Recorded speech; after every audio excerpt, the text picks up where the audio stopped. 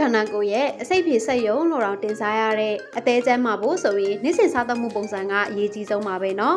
အသေးချမ်းမှာရေးအတွက်အထူးကောင်းမွန်စေတဲ့အစားအစာ၅မျိုးကိုဒီနေ့တော့မျှဝေပေးလိုက်ပါရရှင်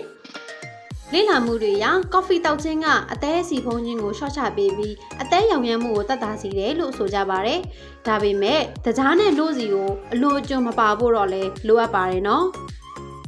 Green tea က antioxidant ကျွဲဝါတာကြောင့်အသေးတွေကအင်ဇိုင်းပမာဏကိုထိန်းညှိပေးပြီးကျန်းမာစေပါတယ်။ကော်ဖီမျိုးနွယ်ဝင်အစိမ်းရောင်ဟင်းသီးဟင်းရွက်တွေဖြစ်တဲ့ပန်းကော်ဖီစိမ်း၊မုံညင်းတုပ်၊ကော်ဖီတုပ်၊ကော်ဖီပွင့်လိုအသီးရွက်တွေကအသေးရဲ့သဘာဝအဆိပ်ထုတ်လုပ်ငန်းစဉ်ကိုအကူအညီအများကြီးပေးပြီးအသေးကျန်းမာရေးကိုပိုမိုကောင်းစေပါတယ်။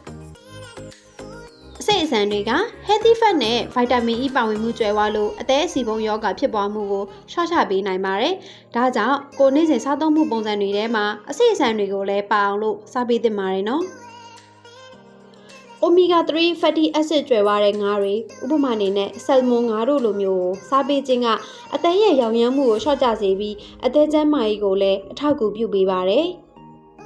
အသေးကျန်းမာရေးအတွက်ဆိုရင်အရက်သေးစာအလွန်ကျွံတောက်သုံးတာတွေတကြားနဲ့အချို့အလွန်ကျွံစားသုံးတာတွေအစီများလွန်းတဲ့အကြော်လှော်တွေကိုလိုရာတက်ပို့ပြီးစားသုံးမိတာမျိုးတွေကိုလည်းရှောင်ရှားသင့်ပါတယ်နော်